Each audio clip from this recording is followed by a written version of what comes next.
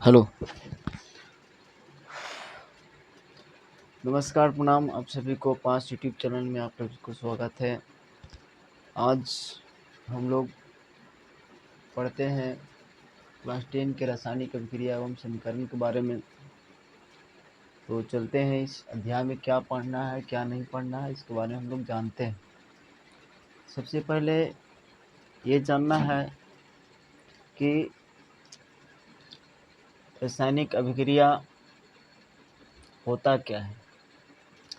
इसको जानने से पहले एक बात जानना जरूरी है। रासायनिक परिवर्तन, रासायनिक परिवर्तन, रासायनिक परिवर्तन एक होता है परिवर्तन रासायनिक परिवर्तन और एक होता है भौतिक परिवर्तन। दूसरा जो होता है भौतिक परिवर्तन, भौतिक परिवर्तन, भौतिक परिवर्तन। एक रासायनिक परिवर्तन होता है और एक भौतिक परिवर्तन होता है। तो रासायनिक भौतिक परिवर्तन में हम लोग देखेंगे क्या कि रासायनिक परिवर्तन में इसका गुण जो होता है चेंज हो जाता है। इसका गुण, भौतिक गुण चेंज हो जाता है। और जैसे एग्जाम्पल के तौर पर अगर समझे तो हम लोग खाना खाते हैं। हम लोग क्या खाते हैं? खाना खाते हैं। तो खाना में खाया दाल और भात और चोखा, दाल भात चोखा, दाल भात चोखा खाए। क्या खाना खाने के बाद कोई इंसान कहे कि हमारा दाल अलग अलग दो और भात अलग दो और चोखा अलग दो? खाना खाने के बाद क्या होता है कि पाचन क्रिया होता है और पाचन क्रिया के फलस्वरूप हमको प्राप्त क्या होता है तो अपशिष्ट के रूप में प्राप्त होता है। अवशोषण के बाद जो है प्राप्ति होता है अपशिष्ट के रूप में, बाहर वो निकलता है।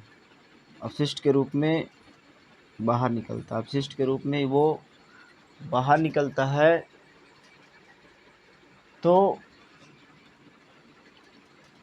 क्या दाल दाल रूप में आया, भात भात के रूप में आया, चोखा चोखा के रूप में? नहीं ना।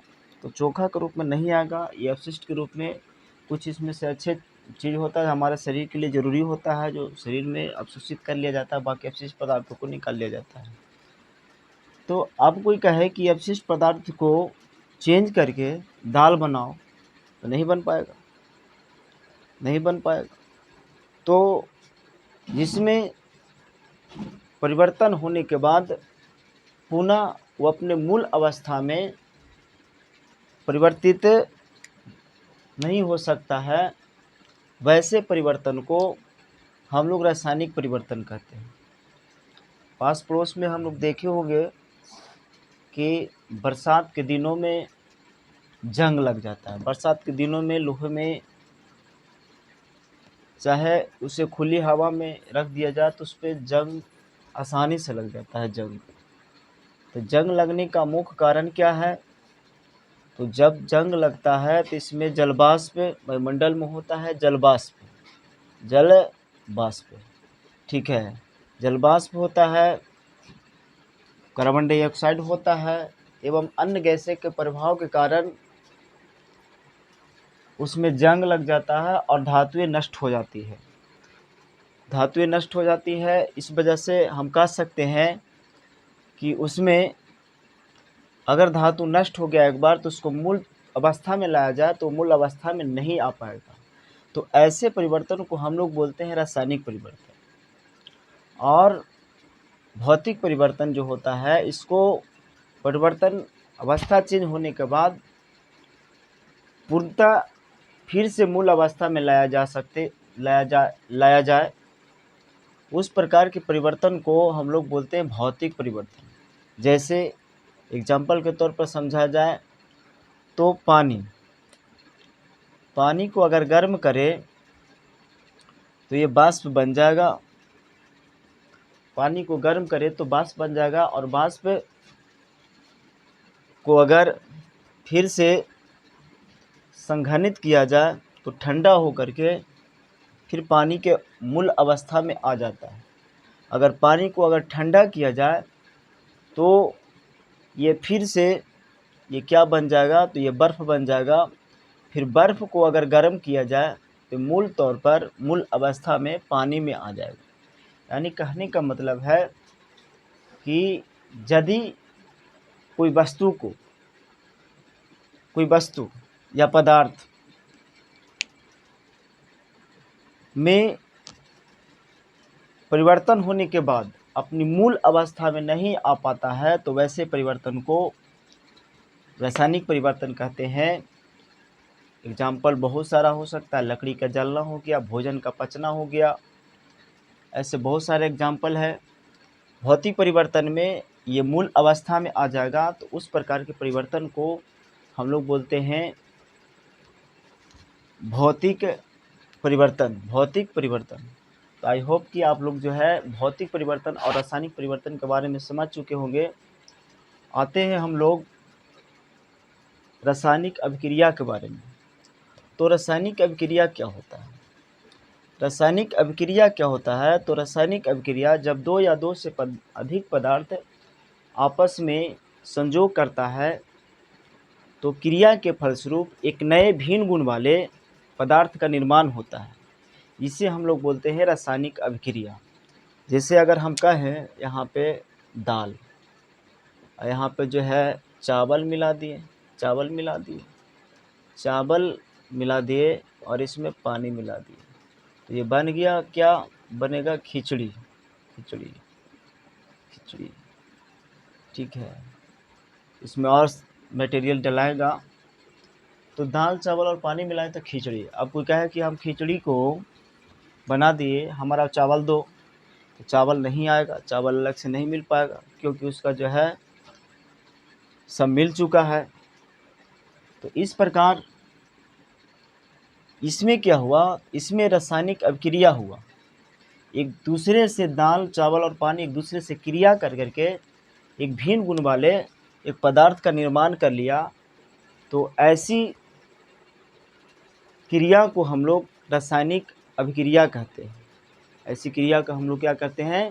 रासायनिक अभिक्रिया। तो रासायनिक अभिक्रिया की अगर परिभाषा लिखा जाए तो जब दो या दो से अधिक पदार्थ आपस में क्रिया करके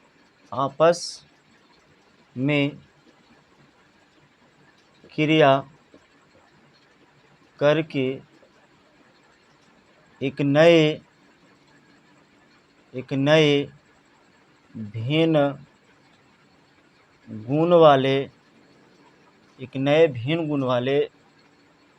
वाले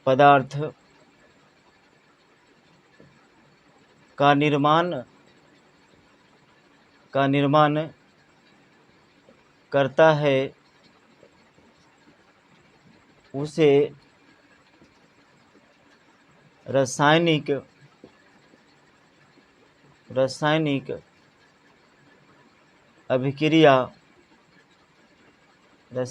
अभिक्रिया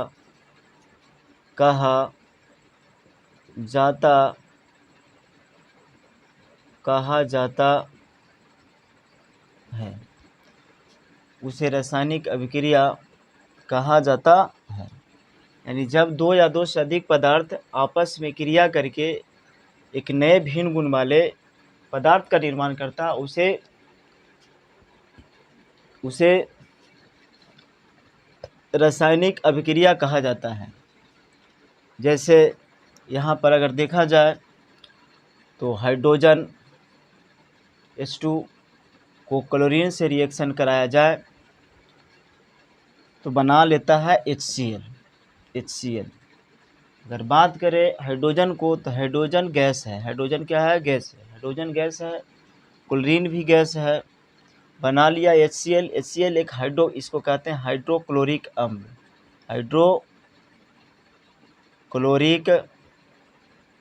हाइड्रोक्लोरिक अम्ल।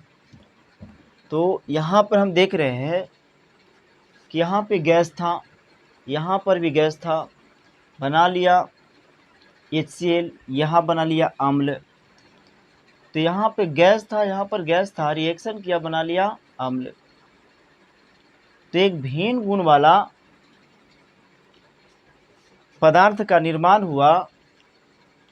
तो वैसे क्रिया को हम लोग रासायनिक अभिक्रिया कहते हैं।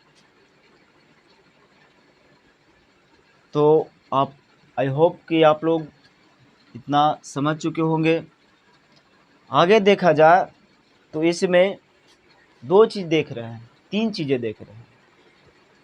पहली तो यहाँ पे H2 और Cl2, H2 और Cl2, और यहाँ पर एक एरो का जो है निशान दिख रहे हैं, एरो का निशान दिख रहे हैं, और यहाँ पर इधर जो है एक पदार्थ दिख रहे हैं। तो जो एरो के इस तरफ रहता है, जो रासायनिक अभिक्रिया में जो पदार्थ भाग लेता है, जो रासायनिक अभिक्रिया में भाग लेता है, जो पदार्थ भाग लेता है, उसे हम लोग अभिकारक कहते हैं।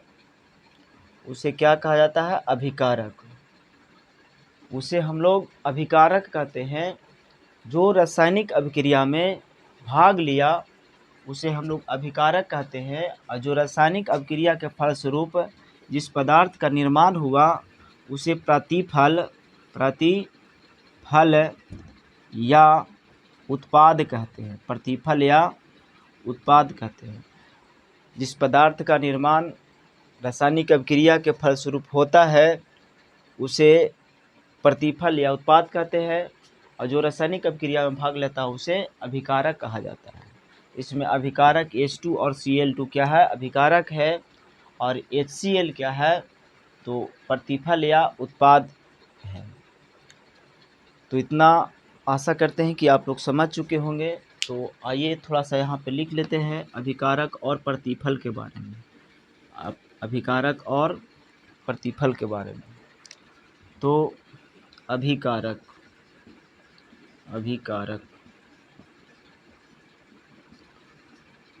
जो पदार्थ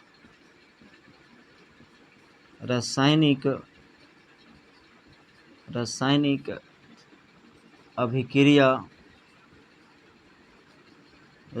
अभिक्रिया में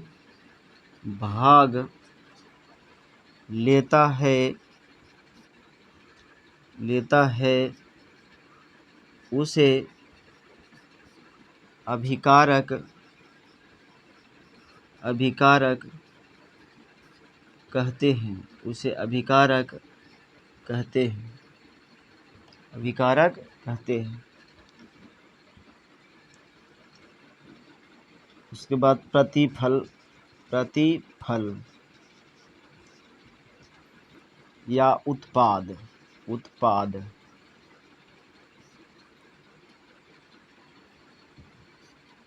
जो पदार्थ रासायनिक अभिक्रिया के फलस्वरूप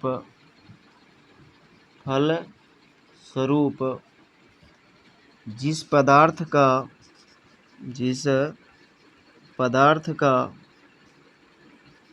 का निर्माण होता है उसे प्रतिफल